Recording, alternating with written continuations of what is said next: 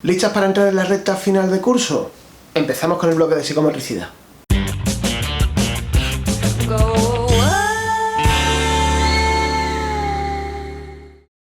Saludos a todas de nuevo. A lo largo de este curso hemos visto cómo los bebés se desarrollan en sus 6 primeros años de vida a nivel sensorial, a nivel cognitivo, a nivel motor, a nivel social, a nivel emocional, aunque estas dos últimas en el módulo de desarrollo socioafectivo. El caso es que para facilitar el estudio lo hemos estado viendo como compartimentos estancos y hemos estado aludiendo siempre a la idea de que todas estas áreas que estudiábamos por separado realmente en el desarrollo del niño no se daban por separado, sino que iban juntas. No eran unos caminos independientes, sino que todos eran parte de un mismo camino y que al final lo que se desarrollara en una de estas áreas afectaba a las demás áreas. Es en este punto que cobra una especial relevancia el concepto de psicomotricidad, ya que la psicomotricidad va a poner el acento en la influencia que tiene el movimiento sobre el desarrollo cognitivo y sobre el desarrollo afectivo, y cómo a su vez este desarrollo cognitivo y el desarrollo afectivo influyen en el desarrollo de la motricidad. Si atendemos a la etimología, psicomotricidad es una palabra que se compone de dos ideas. Por un lado, la idea psico, que hace referencia a la mente, a lo cognitivo y lo afectivo, y por otro lado, motricidad, que hará referencia a todo lo vinculado al cuerpo y al movimiento. Vamos a definir la psicomotricidad como una técnica que tiende a favorecer el dominio del movimiento corporal y la relación y comunicación que el niño o la niña va a establecer con el mundo que les rodea. En esta relación del niño o la niña con el mundo que les rodea se entremezclan aspectos cognitivos, como la atención, la creatividad, la concentración, el lenguaje, aspectos motrices, como el control de los movimientos, la respiración, la lateralidad, el tono muscular, y aspectos afectivos y sociales, como la relación con los demás, la adaptación social o la autonomía. Así que, como podéis imaginar, pocos pero, o más bien ninguno, se le puede poner al valor de la psicomotricidad como una metodología esencial para vuestro futuro trabajo como educadoras infantiles. Pero esta conexión entre el movimiento y las capacidades cognitivas y afectivas no siempre estuvo tan clara como lo está hoy día.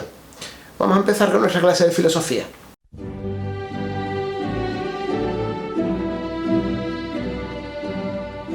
En la antigua Grecia, cuna de grandes pensadores de la historia, había un señor llamado Platón, que mantenía la teoría de que existía un mundo llamado el mundo de las ideas, al que solo podía accederse a través de la razón, y un mundo material en el que habitaba el hombre, que no es más que una copia o una sombra de ese mundo de las ideas. Seguramente conozcáis el famoso mito de la caverna de Platón. Si no lo conocéis, es un buen momento para que lo busquéis en Google o en YouTube o lo que sea, y lo busquéis porque es realmente interesante. Para Platón, el ser humano constaba de cuerpo y espíritu, y solamente este último sería capaz de acceder a ese mundo de las ideas, concibiendo el cuerpo como una traba o una limitación al mundo real. Empezamos. Acababa de relegar por más de 2000 años la importancia de la educación motriz a un segundo plano. Estas ideas de Platón se reforzaron en la Edad Media con el cristianismo, para el que el cuerpo era un elemento de pecado, y Descartes, continuamos la clase de filosofía, os recuerdo, quien dijo aquello de «pienso, luego existo», reafirmó las palabras que Platón diría varios siglos atrás, dejando claro que la existencia del ser humano se debía a los aspectos psíquicos o espirituales, mientras que el cuerpo no era más que un mero recipiente. Y ahora, todo este rollo que os he soltado, ¿cómo afecta a la educación? Os estaréis preguntando. Bueno, pues aparte de ser un montón de contenido para las asignaturas de filosofía e historia y tener que defenderlo en los exámenes de acceso a la universidad, EBAU, creo que se llama ahora. vamos, la selectividad de toda la vida. El efecto en las escuelas fue clarísimo y seguramente muchas de vosotras lo habéis notado. Si os pregunto ¿qué es lo más importante que van a ver los niños en el cole? ¿O para qué van los niños al cole?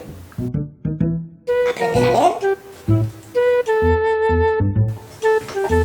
aprender a sumar,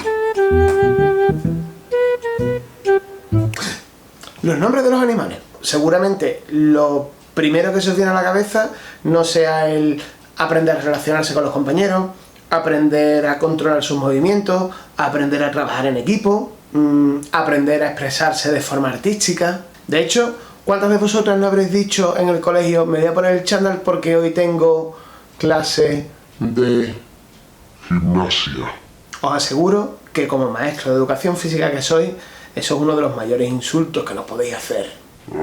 Ay, pero es algo con lo que ya hemos aprendido a convivir. Volvamos al tema que nos desviamos. Como reacción a esta idea educativa en la que en esa separación entre el cuerpo y la mente solo primaba lo cognitivo, intentando dar al aspecto motor ese lugar que realmente se merece y la importancia que realmente tiene. Educando al niño desde una perspectiva global, como un todo.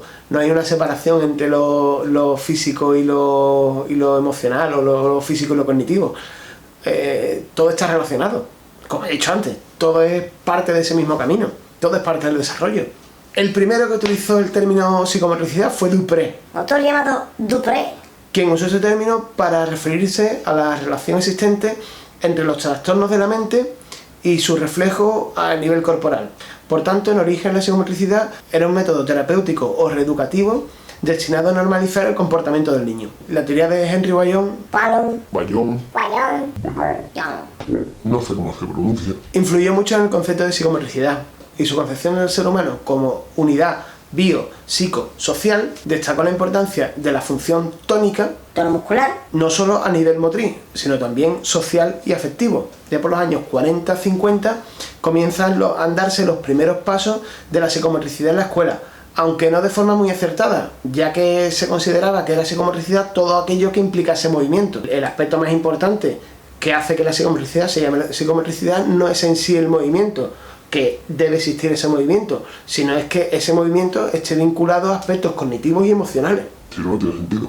Es en Francia a partir de los años 50 donde empieza a materializarse la psicomotricidad tal como la conocemos hoy día, bajo una perspectiva de reeducación psicomotora, aplicada siempre a personas con trastornos motrices o en centros de educación especial. No será hasta los años 80 y teniendo evidencia científica de todo lo beneficioso que se estaba haciendo en este trabajo con personas con discapacidad, cuando algún iluminado, se planteó, oye, si este trabajo está funcionando también con este tipo de personas, ¿por qué no podemos aplicar estas mismas técnicas a todos los niños?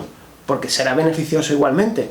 Entonces, gracias a este planteamiento, se fue pasando de una vertiente terapéutica a una de prevención, a una corriente de la psicomotricidad educativa, que terminaría por fraguar en nuestro país en los años 90, con la creación de la Federación de Asociaciones de Psicomotricistas del Estado Español, integrada hoy día en el Fórum Europeo de la Psicomotricidad. Por tanto, al hablar hoy día de educación psicomotriz, estamos hablando de algo que se conoce como educación corporal. Un tipo de educación que, lejos de intentar apartarse de la educación intelectual, busca construir unas nociones básicas para llegar a ellas a través del desarrollo del cuerpo y del control motor, logrando con ello un control emocional. La acción educativa incidirá en tres áreas fundamentales: el esquema corporal, la estructuración espaciotemporal y las relaciones con los demás. De aquí saldrán todos los contenidos esenciales de la psicomotricidad, que trabajaremos en el próximo tema y por eso no voy a extenderme ahora en ello. La psicomotricidad, desde sus inicios en Francia, ya por los años 50, se ha desarrollado en base a dos vertientes. Una corriente mecanicista, que da un poco más importancia al control sobre los movimientos y vinculada a una perspectiva conductista, basada en una metodología directiva. La teoría de Le Bourch o de Picky-Bayer son representativas de esta corriente. Y una corriente relacional liderada por Lapierre y Couturier, que ofrece un enfoque vivencial basado en las teorías psicodinámicas y que se sitúa en el plano del inconsciente y de los deseos primitivos, tratando al cuerpo y el movimiento en toda su significación afectiva. Esta corriente es la precursora de la metodología no directiva o vivencial. Vamos a profundizar un poco más en estas vertientes. El modelo de Le Bourch se conoce como la teoría psicocinética y se define como un método general de educación que, como medio pedagógico, utiliza el movimiento humano en todas sus formas. Apoyado en la neurología, la psicofísica y la psicología, Le Bourch fue uno de los máximos exponentes en la lucha contra el dualismo cuerpo y espíritu, adoptando una noción de cuerpo propio que engloba al ser humano en toda su totalidad. El objetivo fundamental en la psicodinámica, Al igual que en otras corrientes, es la estructuración de la personalidad. Y para conseguirla, según esta corriente, es necesario haber alcanzado una estructuración del esquema corporal, obtenida a partir de los movimientos espontáneos. Si os dais cuenta, a partir del movimiento se está consiguiendo el control del cuerpo. A partir del control del cuerpo se está consiguiendo el conocimiento tanto del cuerpo, propio cuerpo, como del entorno. Y en base a esto se está forjando la personalidad del niño. Si os dais cuenta, estáis viendo cómo todos esos aspectos afectivos, cognitivos y motrices están vinculados directamente. Para el diseño de las actividades de psicomotricidad, Le Bourge recomendaba partir de los intereses y las motivaciones de los niños, prestando especial atención a la estructuración perceptiva de estas, de manera que proporcionen los estímulos necesarios para el conocimiento del propio cuerpo y de la estructuración espaciotemporal, además de prestar atención a una correcta postura, al tono muscular y a la coordinación de los movimientos. Una cosa que os daréis cuenta es que da igual desde la corriente que se esté trabajando la psicomotricidad, todas van a incidir en el esquema corporal, en el tono, en la postura, en la estructuración espacial y temporal, en la respiración, en la relajación, en la coordinación, la lateralidad. Por eso el siguiente tema vamos a dedicarlo a trabajar estos aspectos. La siguiente es la línea psicopedagógica de Pick y Bayer. Estos autores definen la educación psicomotriz como una acción psicológica que utiliza los medios de la educación física con el fin de normalizar o mejorar el comportamiento de los niños. Siempre en mis clases de desarrollo cognitivo-motor y simplificando, cuando llego al tema de psicomotricidad, suelo decir que la psicomotricidad es algo así como la educación física para educación infantil. Sé que no es exactamente eso, que va más allá, pero sí que en cierta manera se asimila mucho al concepto que gracias a mi formación en la universidad tengo de la educación física. La idea de psicomotricidad en esta perspectiva psicopedagógica parte de la globalidad de los aprendizajes en la etapa infantil, en la que es imposible separar lo motor de lo cognitivo. Esta no es la primera vez que mencionamos esta idea a lo largo del curso. Yo creo que desde la primera clase allá por septiembre estamos refiriéndonos a lo mismo, a que todo el desarrollo del niño, de que el desarrollo sensorial, motor, cognitivo, afectivo van de la mano siempre. Y el desarrollo del niño es uno, aunque nosotros lo estudiemos por separado. Según Pick y Bayer, a través de la educación psicomotriz se deberá obtener la conciencia del propio cuerpo, el dominio del equilibrio, el control y coordinación global y segmentario del cuerpo, el control de la inhibición voluntaria de la respiración, la organización del esquema corporal y la orientación en el espacio, una correcta estructuración espaciotemporal. Como veis, son prácticamente los mismos contenidos a los que hacíamos alusión antes. La acción educativa en esta corriente se va a dividir en tres etapas. Una etapa de exploración, una etapa de conocimiento y una etapa de representación. En la etapa de exploración, los niños entrarán en contacto con diversos aspectos del mundo, con su objeto y con los demás. Es una etapa de conocimiento o de reconocimiento. Como su nombre indica, etapa de exploración. La segunda etapa es la etapa de conocimiento. En esta los niños irán aprendiendo a controlar sus movimientos. Esto les va a llevar a adquirir sus primeras nociones y sus primeras representaciones. Recordamos aquí cómo el dominio de ciertas conductas, como el agarrar un objeto, el gatear, el caminar, está ampliando la posibilidad de descubrimiento de los niños una barbaridad. Por lo tanto, está ampliando su conocimiento del mundo. Ya no solamente la exploración, es que puede llegar a conocerlo. La última etapa es la de la representación, en la que los niños ya tienen la capacidad para controlar y dominar sus acciones. Estas acciones son ahora, por tanto, la manifestación de una intención. En esta etapa van a cobrar especial importancia los movimientos de motricidad fina, que prepararán al niño para el aprendizaje de la escritura. Atentos a eso. Los ejercicios que se proponen en esta corriente para el diseño de las sesiones irán aumentando gradualmente en su dificultad y se referirán a tres áreas: la construcción del yo corporal, los niños y las niñas ante el mundo de los objetos y los niños y las niñas ante el mundo de los demás. ¿Os suena esto a algo? Vamos a recordar las tres grandes áreas del currículum de educación infantil: conocimiento de sí mismo y autonomía personal. Eso está muy relacionado con la construcción del yo corporal. Conocimiento del entorno, o lo que podríamos llamar ese mundo de los objetos. Lenguajes, comunicación y representación, muy vinculado a lo social, a el niño ante el mundo de los demás. La última propuesta metodológica que vamos a estudiar es la de la educación vivenciada de Lapierre y Couturier. Estos autores definieron la educación psicomotriz como el proceso basado en la actividad motriz en la que la acción corporal espontáneamente vivenciada se dirige al descubrimiento de las nociones fundamentales que aparecen en sus inicios como contraste y que conducen a la organización y la estructuración del yo y del mundo. Este enfoque parte de la idea de que las nociones, para que sean significativas, han de partir de la experiencia directa, de las sensaciones que provocan, es decir, han de ser vivenciales. Aunque un niño no sepa definir que un objeto es más pesado que otro, no es capaz de expresarlo, pero sí es capaz de vivenciarlo, sí es capaz de estar manipulando esos objetos y notar que tienen diferencias entre ellos. Pues es muy importante que vayan adquiriendo ese concepto, ese significado, antes de darle el significante, antes de que descubran palabras que realmente son vacías, porque no tienen ningún significado para ellos. Y luego, en un segundo paso, será tarea del educador ir guiando al niño hacia esa intelectualización de aquello que está vivenciando.